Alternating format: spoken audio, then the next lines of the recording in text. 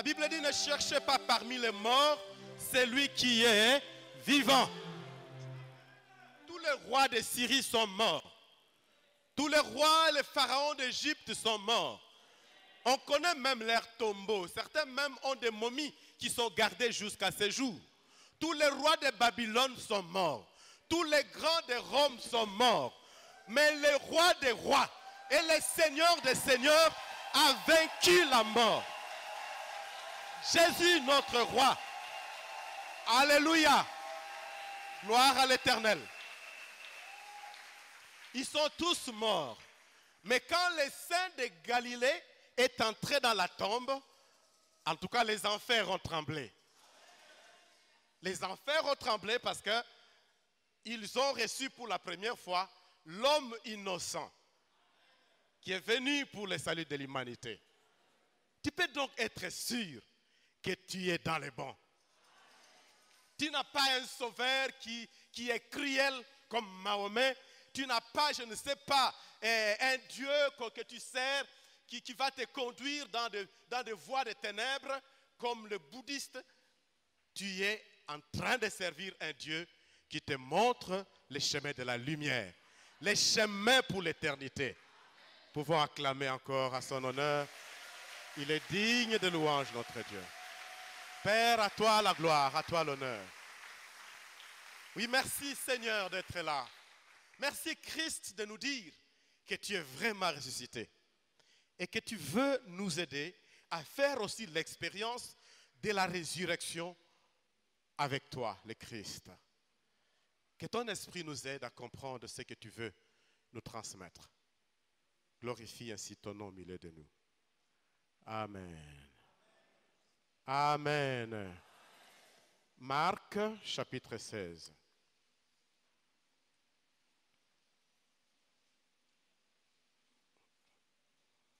Marc chapitre 16. Nous prendrons dès les premiers versets jusqu'au 8e. Les autres versets, nous les lirons après.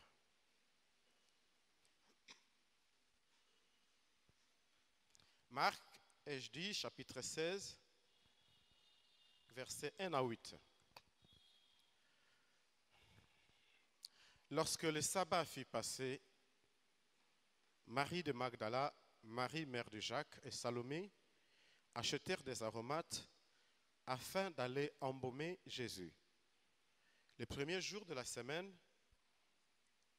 elles se rendirent au sépulcre de grand matin, comme le soleil venait de se lever. Elles disaient entre elles, « Qui nous soulèvera la pierre loin de l'entrée du sépulcre ?» Et levant les yeux, elles aperçurent que la pierre, qui était très grande, avait été roulée. Elles entrèrent dans le sépulcre, virent un jeune homme assis à droite, vêtu d'une robe blanche, et elles furent épouvantées. Mais le jeune homme leur dit, « Ne vous épouvantez pas, vous cherchez Jésus de Nazareth qui avait été crucifié, il est ressuscité, il n'est point ici. Voici les lieux où on l'a mis. Mais allez dire à ses disciples et à Pierre qu'il vous précède en Galilée. C'est là que vous le verrez, comme il vous l'a dit. » Elles sortirent du sépulcre et s'enfuirent. La peur, le trouble les avait saisies et elles ne dirent rien à personne à cause de leur effroi. Amen. Nous pouvons nous asseoir et acclamer pour la parole du Seigneur. Acclame avec joie, acclame avec joie. Acclame, les acclamations, c'est une offrande que nous donnons à notre Dieu. Il en est digne. Chers frères et sœurs, que Dieu vous bénisse. Que le Dieu qui a ramené Christ de la mort à la vie soit ton Dieu et qu'il te soutienne par sa main puissante et te bénisse. De la mort à la vie. Tel est le sous-thème que nous avons retenu par la grâce de Dieu. De la mort à la vie. Pendant le séminaire, nous avons fait un parcours qui nous a permis de parler de cela en quelque sorte, sous le thème qui était proposé, si les grands-mères, le fruit fait quoi? Abonde. Nous avons commencé par présenter dans l'ensemble la souffrance de Jésus. Comment Jésus-Christ a souffert? Comment est-ce qu'il a été jugé, soumis à des procès et des procès qui n'ont pas suivi des règles?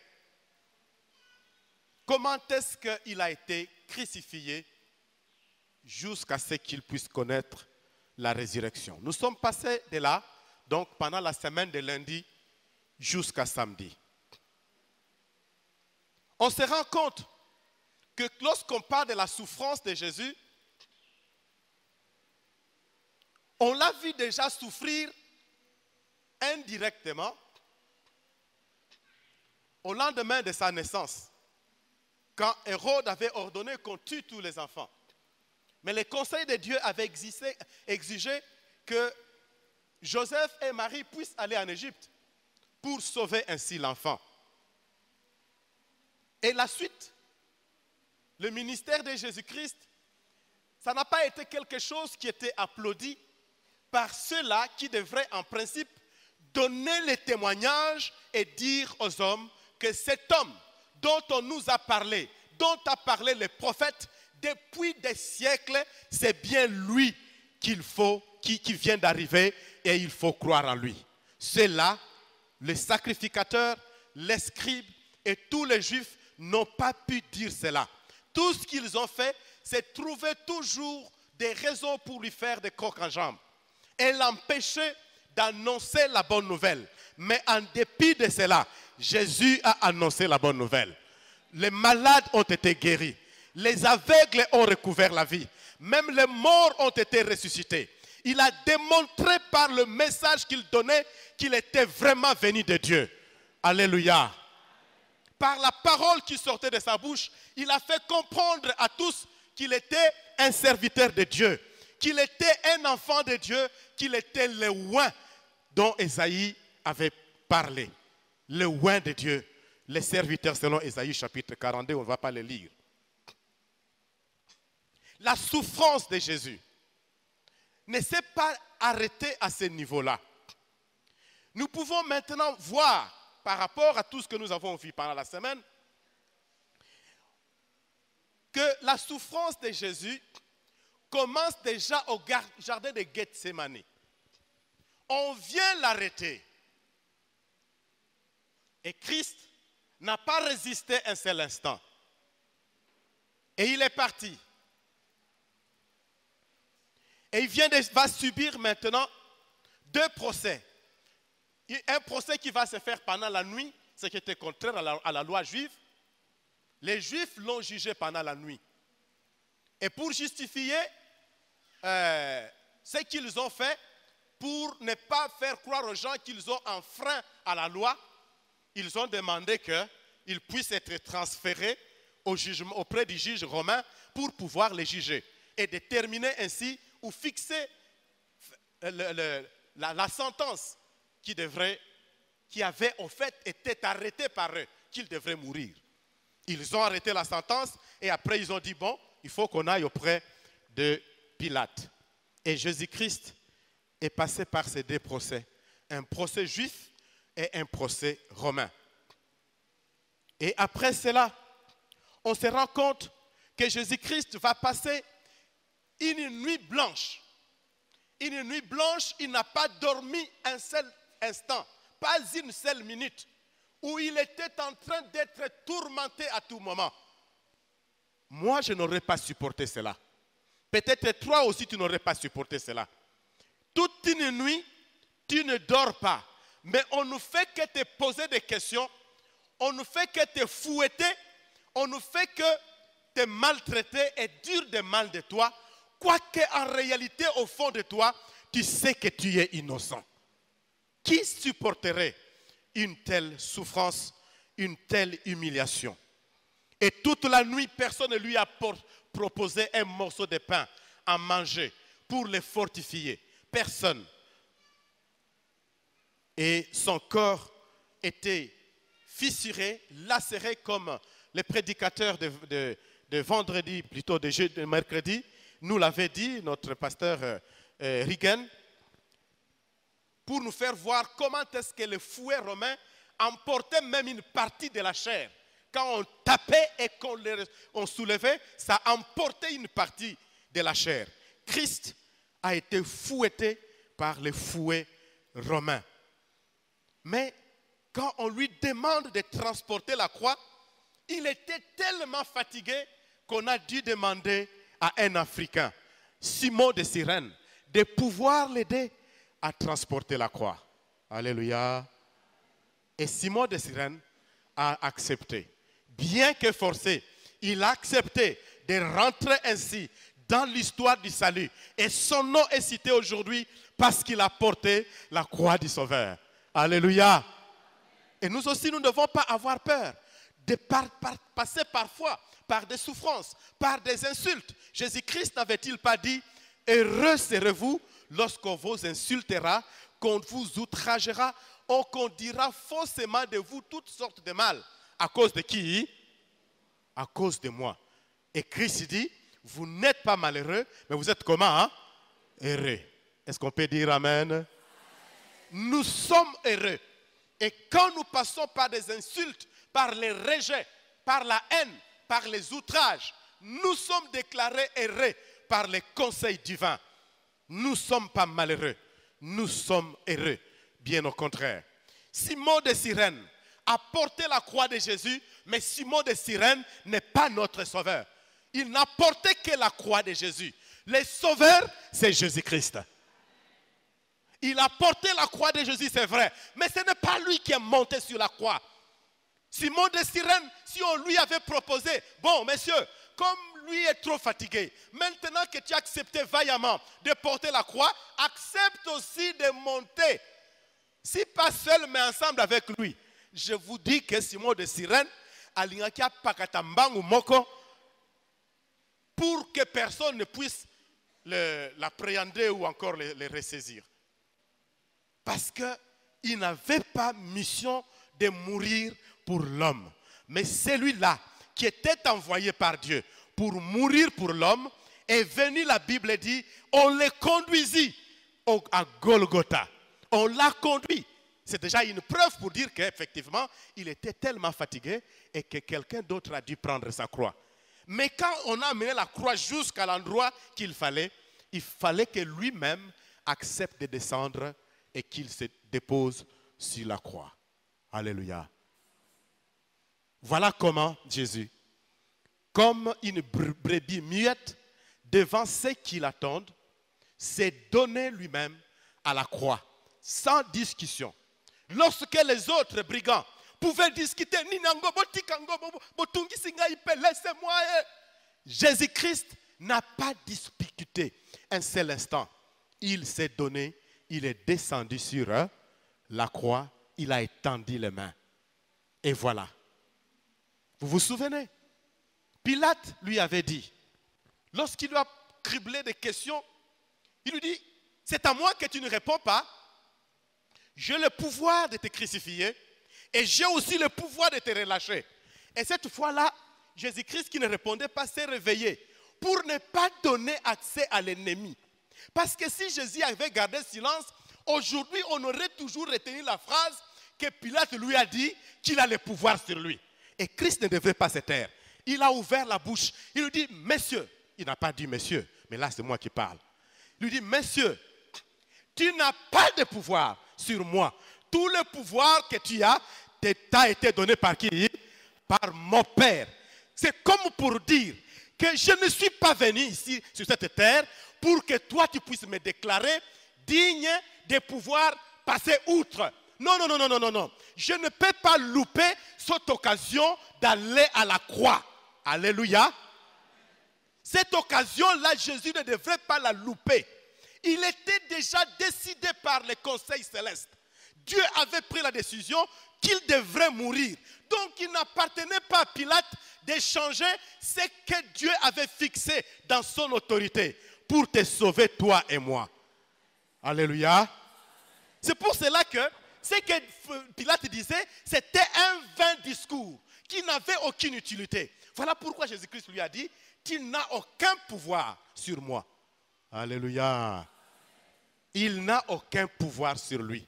C'est pour cela que nous aussi, nous devons croire qu'unis à Jésus, parce que nous croyons en lui, ni Pilate, ni les démons, ni les principautés, ni les autorités n'ont pas de pouvoir sur nous aussi. Alléluia. Pourquoi? Parce que Jésus a dépouillé les dominations, les autorités et les principautés et a triomphé d'elles par quoi? Par la croix. Alors que le diable pensait que la croix, ça sera un sujet de honte pour Jésus-Christ, mais c'était le lieu où il a criblé toute la puissance du monde du ténèbre pour pouvoir élever le nom et la gloire de son Dieu. Alléluia. Et ainsi, Dieu l'a aussi honoré. Oui, Simon de Cyrène n'est pas mort pour toi. Il n'a fait que souffrir pour les comptes du royaume de Dieu. Alléluia. Je me fais comprendre. Toi et moi, nous souffrons pour les comptes du royaume de Dieu. Nous souffrons pour donner gloire à Dieu. Mais le seul qui est mort et qui a souffert pour sauver, pour le salut, son nom c'est qui? Jésus-Christ. Alléluia. Le seul qui a souffert pour sauver l'être humain, c'est Jésus. Aucune souffrance humaine, aucun gène d'un homme, aucune bonne action, même en nombre, ne peut faire qu'une personne perdue puisse venir au salut, à part les sacrifices endurés par Jésus-Christ. Alléluia. Et voilà ce qui doit faire notre joie en nous rendant compte de l'œuvre que Christ a accomplie sur la croix. La croix révèle d'horribles souffrances que Christ a connues. C'est-à-dire, une fois placé sur la croix, regardez, les deux mains sont comme ça. Et il est suspendu. Ce qui les retient aux pieds, ce sont des clous. Et aux mains, ce sont aussi des clous. Même si, selon les études, on dit qu'on doit avoir placé aussi des cordes à ce niveau-là, des fils, pour bien les retenir. Mais au moins, il y a des clous qui sont là. Ça ne pouvait que causer des vertiges. Alléluia. Des vertiges. Ça pouvait aussi que créer des crampes. Même vous qui êtes là, si vous restez au mur pendant longtemps, les pieds comme ça, hein? Vous restez comme ça, pendant longtemps, vous étendez votre main, faites l'expérience, vous allez vous rendre compte que vous allez commencer à trembler et vous aurez vite des crampes au niveau de vos pieds, de vos membres. Christ avait aussi soif. Il a même déclaré, j'ai soif. Il avait aussi faim. Mais il n'a pas voulu dire j'ai faim. Parce que dire j'ai faim n'avait pas d'importance. Il devrait dire que j'ai soif pour qu'une promesse, une prophétie qui avait été donnée soit quoi? Hein? Accomplie. Et on est venu lui donner du vinaigre. Quand il a goûté, la Bible dit il n'a pas pris. Et il s'est décrié, tout est accompli. Tout est accompli. Tout est accompli. Tout ce qu'il fallait pour Jésus est accompli. Tout ce qu'il fallait pour ton salut est accompli. Tout ce qu'il fallait pour le salut de tes enfants, Christ l'a accompli. Toutes les promesses données par Dieu à travers les promesses, les prophètes de l'Ancien Testament, ça s'est réalisé dans la personne et la vie de Jésus. De telle sorte que tu peux dire que pour que j'aie la vie, pour que j'aie la santé, je sais une chose, en Jésus tout est. Tu crois cela? Allez, nous pouvons acclamer pour son honneur. Alléluia. Tout est accompli. Accompli dans la personne de Jésus, notre Sauveur et notre Maître. Il doit avoir connu les traumatismes Et ces clous-là, qui étaient fabriqués dans ce temps-là, chers médecins, si on prend ces clous-là, on les met dans une main, comme ça, là, et puis au niveau des deux pieds. N'est-ce pas que ça peut provoquer vite le tétanos? Alléluia. Ça pouvait aussi vite provoquer le tétanos. Et Christ doit avoir connu cela. Par les clous, l'infamie qu'il a connue, les blessures non adoucies. Voilà la souffrance de Jésus. Mais retenez, chers frères et sœurs, Christ n'était pas mort parce qu'il y avait une infection à lui. Christ n'était pas mort parce qu'il était malade. Christ n'était pas mort parce que, je ne sais pas quelle autre raison. Il était mort parce qu'on lui a donné la mort. Il était mort parce qu'il était crucifié. Il a souffert atrocement. Il était mort parce que Dieu a voulu que ce soit ainsi. Dites bien Amen. Dieu avait décidé dans son conseil. C'est pour cette raison que la mort de Jésus et sa résurrection sont vraiment centrales pour le christianisme. Sans la mort de Jésus, le christianisme n'existe pas. Sans la résurrection de Jésus, il n'y a pas de christianisme. Donc, si on prend d'un côté le christianisme, de l'autre côté la mort et la résurrection de Jésus, les deux sont tellement liés que l'un n'existe pas sans l'autre. Alléluia. Si le christianisme existe, c'est parce que Jésus est mort et ressuscité. Et parce que Christ est mort et ressuscité, alors le christianisme trouve sa raison d'être. Si on peut prouver que Jésus-Christ n'est pas mort, n'est pas ressuscité, donc il faut mettre la croix sur le christianisme. Ça n'existe pas aussi. Ça ne sert à rien. Mais la vérité, c'est que Christ est mort et est ressuscité. Donc notre foi a sa raison d'être. Nous pouvons croire et continuer à croire à ce Dieu-là. Et notre foi ne sera jamais vaine. Voilà pourquoi tu peux croire que ton enfant sera guéri de sa maladie et tu le verras aussi guérir. Tu peux croire que le problème qui te dérange dans ton cerveau ou je sais pas, dans ton être physique peut trouver la solution. Et cela aussi arrivera ainsi. Pourquoi? Parce que ce sont les promesses que le Seigneur a données à tous ceux qui croient. Voulez-vous dire Amen? Jésus, était-il vraiment le Fils de Dieu? Oui, il était le Fils de Dieu. Mais comment il a prouvé lui-même? Jean, chapitre 10, verset 17. Voici ce que nous dit ce passage. Je parle des gens. Jésus-Christ, avant qu'il ne meure, avait dit ces choses. Jean, je dis, chapitre 10, verset 17. Alors qu'il parlait, il a déclaré ceci. Verset 17. Le Père m'aime parce que je donne ma vie afin de faire quoi? De la répandre. Personne ne me l'ôte, mais je la donne de moi-même. J'ai le pouvoir de la donner et j'ai le pouvoir de la reprendre. Tel est l'ordre que j'ai reçu de mon Père. Hey, le Père lui a donné l'ordre de faire quoi? De donner la vie. Mais aussi de faire quoi? De la reprendre. Nul au monde ne peut donner la vie et la reprendre, sauf celui-là qui est le Fils de Dieu, Jésus-Christ.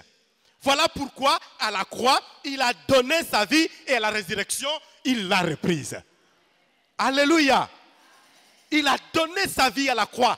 Et la vie qu'il a donnée à la croix, elle est suffisante pour l'humanité entière. La vie qu'il a donnée à la croix, elle est là, elle coule dans nos veines. Elle est là, elle circule dans le vent. Elle est là, cette vie-là, en abondance. Et quiconque croit aura la vie que Jésus-Christ a donnée.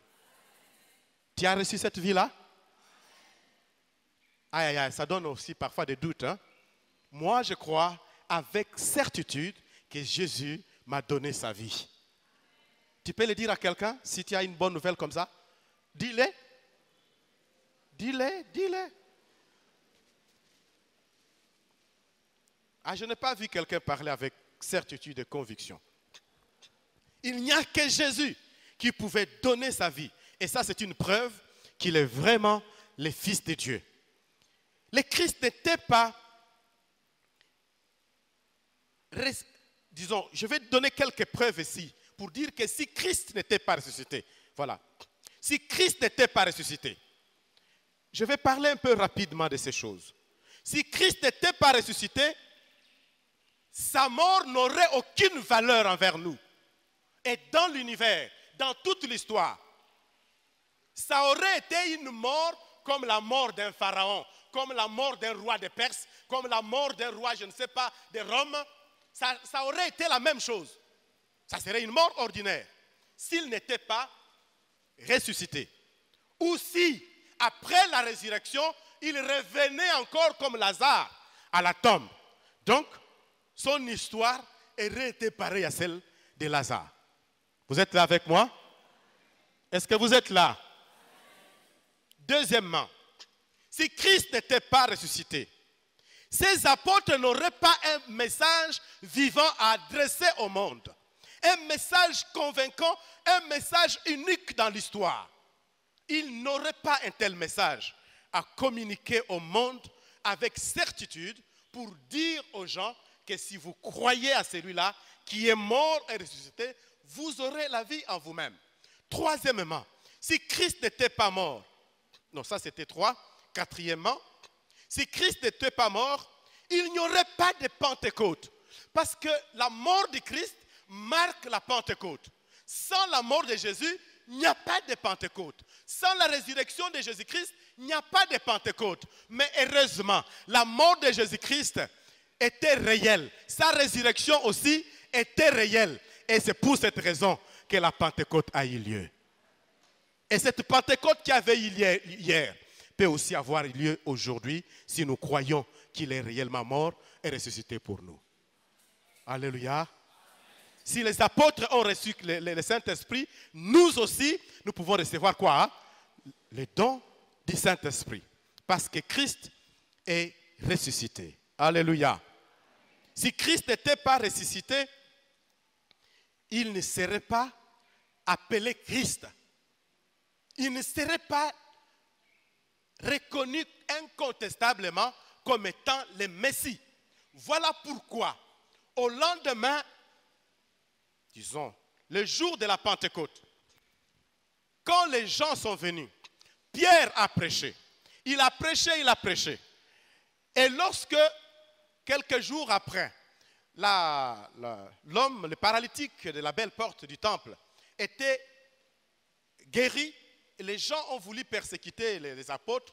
Paul s'est levé, Pierre s'est levé, il leur a dit, c'est par la foi au nom de qui?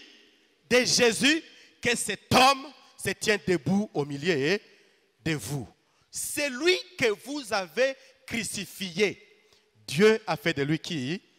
Le Christ. Alléluia. Voilà.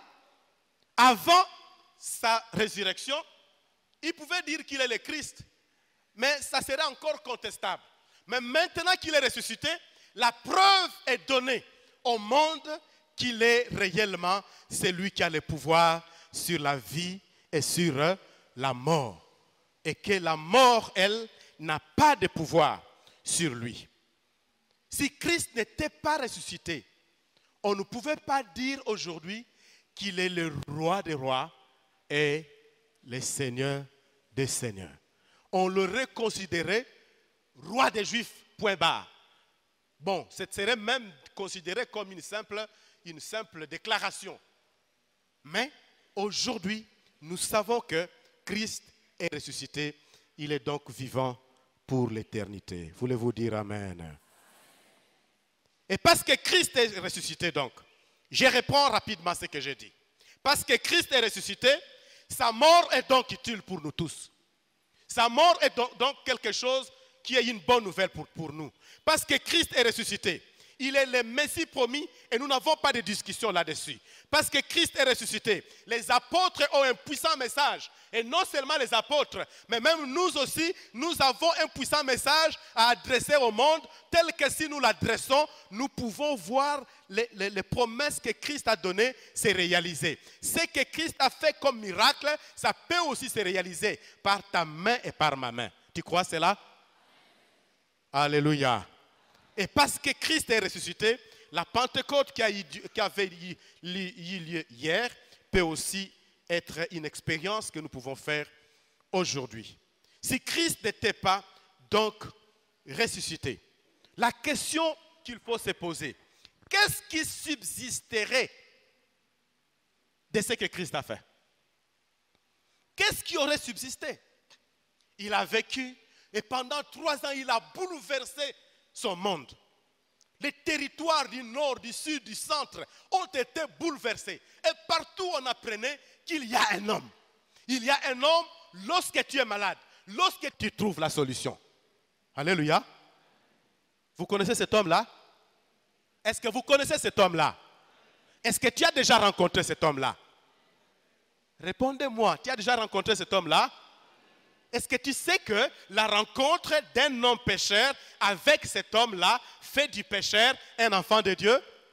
Est-ce que tu sais que la rencontre d'un homme malade avec celui-là apporte la guérison aux malades?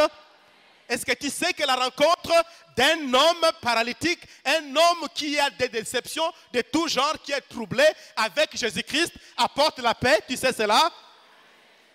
Jésus-Christ est venu à notre rencontre pour nous donner sa vie. C'est pour cela qu'il est venu. Est-ce que tu crois cela? Rencontrez Jésus.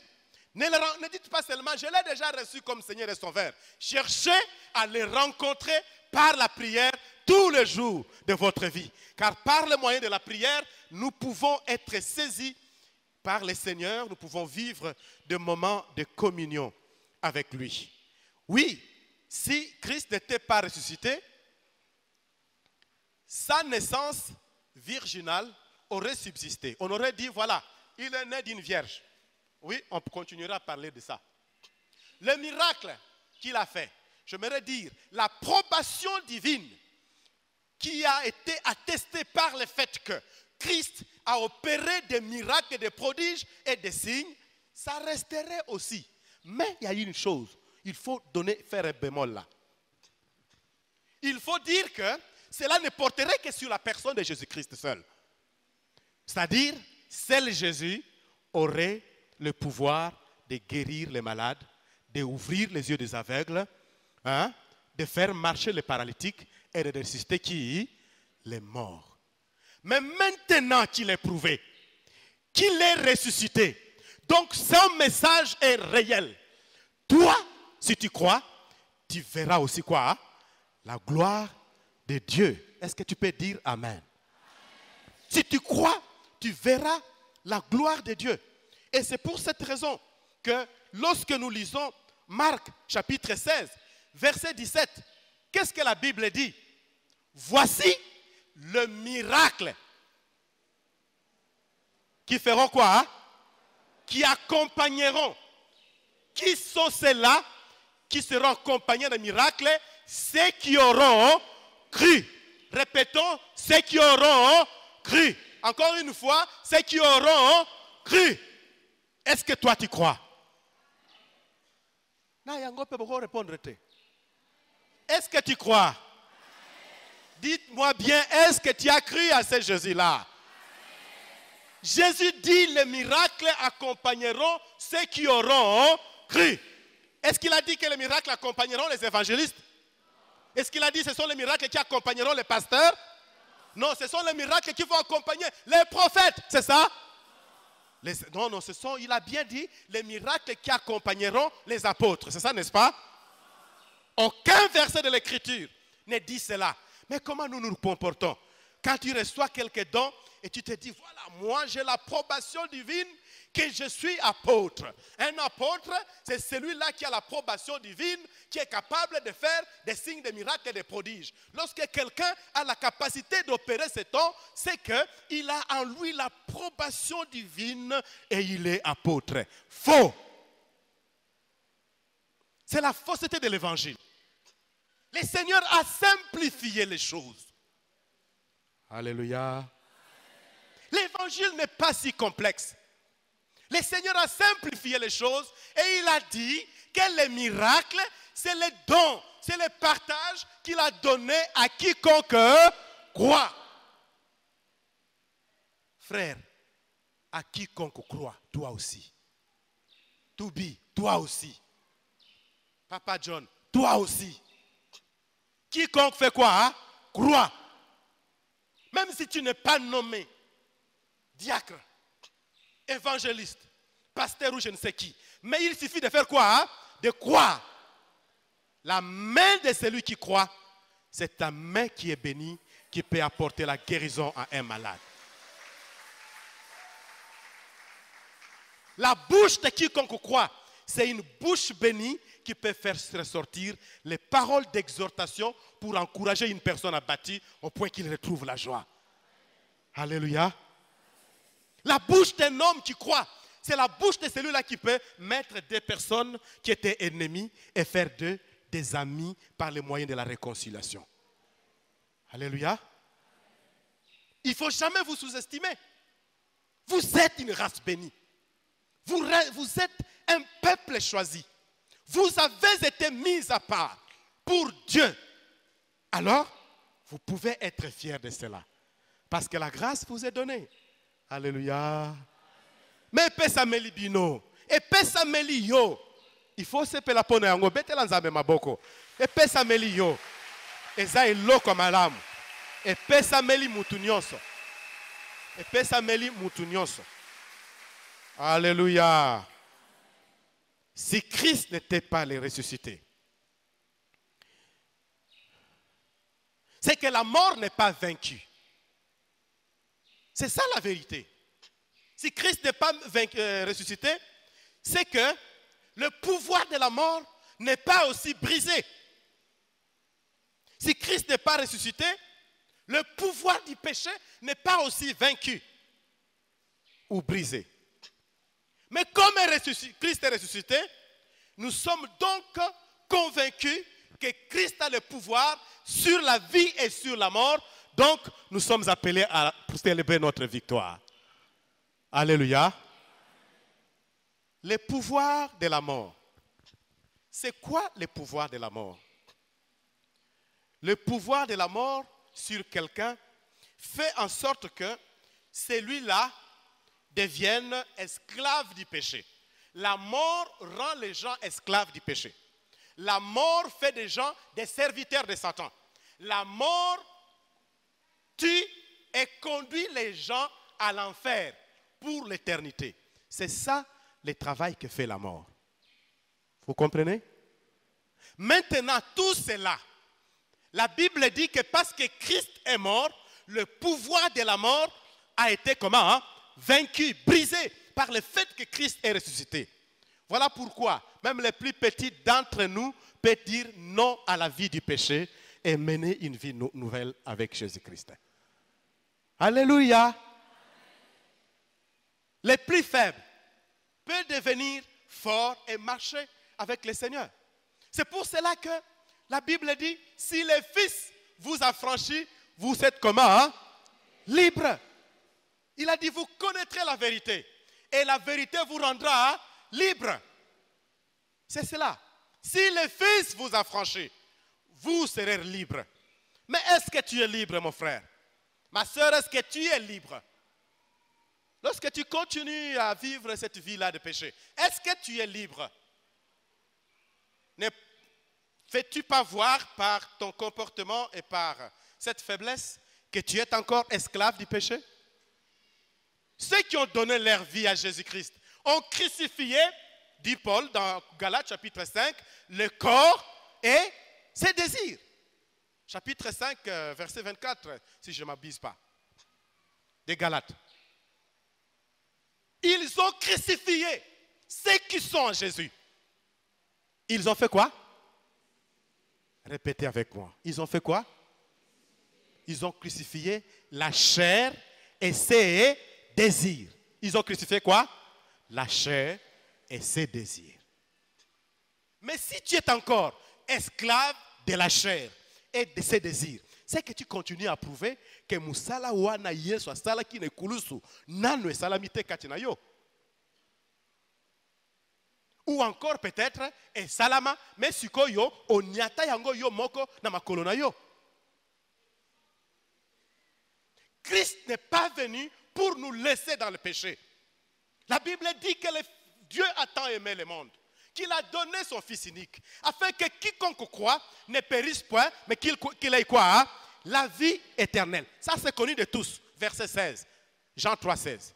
Mais le verset 17, nous l'oublions souvent. Le verset 17 dit, Dieu n'a pas envoyé son Fils dans le monde pour juger le monde, mais il l'a envoyé pour quelle raison? C'est pour que le monde soit sauvé par lui. Christ a été envoyé pour que toi, mon frère, tu sois sauvé. Christ t'a envoyé pour que tu ne continues plus à être esclave du péché, mais que tu deviennes libre du péché. Libéré donc des chaînes du péché. C'est pour cela qu'il a brisé le pouvoir de la mort. Pouvons-nous dire Amen? C'est pour cette raison qu'il a brisé le pouvoir de la mort sur ta vie et sur la vie de quiconque croit. Oui, Christ est ressuscité. Sans la résurrection de Jésus, en tout cas, Jésus-Christ lui-même serait dans la tombe. C'est clair, non? Est-ce que vous êtes là? Si Jésus n'était pas ressuscité, ça signifie qu'il serait où? Non, disons-le clairement. Ça serait où? Il serait dans la tombe. Le christianisme aussi serait dans la tombe. Notre foi serait dans la tombe. L'église francophone serait dans la tombe.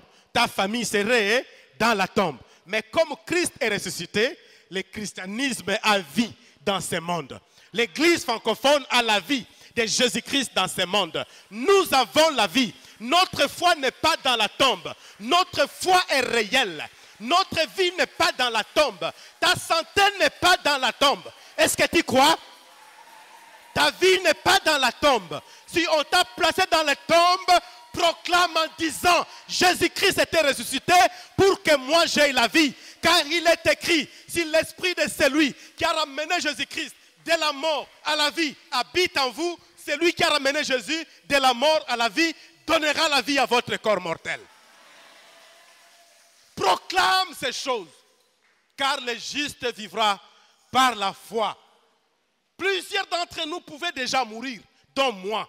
Mais grâce à la foi que nous plaçons à Dieu, l'Éternel nous honore. Il honore la foi de ses enfants. Et au lieu de mourir, nous voici encore vivants pour proclamer au monde que Jésus-Christ était mort et il est ressuscité. Il est vivant. Il nous sauve. Il nous délivre. Nous sommes son peuple. Nous sommes son peuple. Nous lui appartenons. Nous sommes son peuple. Alléluia. Nous sommes son peuple. Nous appartenons à Jésus. Nous sommes enfants de Dieu. Nous n'appartenons pas au monde. Et le monde n'a pas pouvoir sur nous. Alléluia. Maintenant que Christ est ressuscité, tout ce qui appartient à nous, et je dis, est aussi comment? Ressuscité. Crois-le même dans ta maison, tout doit ressusciter. Musala ekundama esekwa na kombo na Yesu. Ba promesse ekundama esekwa na kombo na Yesu. Soki bakisi ya bakoko ekundaki yo osekwa na kombo na Yesu. Soki famille na yo to mboka na yo baza batu oyo bakundaka batu na bakisi na basoloka na déclarer que yo commis exception pour être osekwi na Yesu Masia. Osekwa elongo na Yesu Masia. La nourriture. La Bible dit, et c'est David qui le dit, j'ai grandi, j'ai vieilli, je n'ai jamais vu le juste abandonné. Allons-y tous, je n'ai jamais vu les justes abandonnés ou sa postérité faisant quoi, hein? Mendiant son pain. Dieu est toujours compatissant. Lèvons nos mains vers le Seigneur. Disons-lui merci, parce qu'il est fidèle à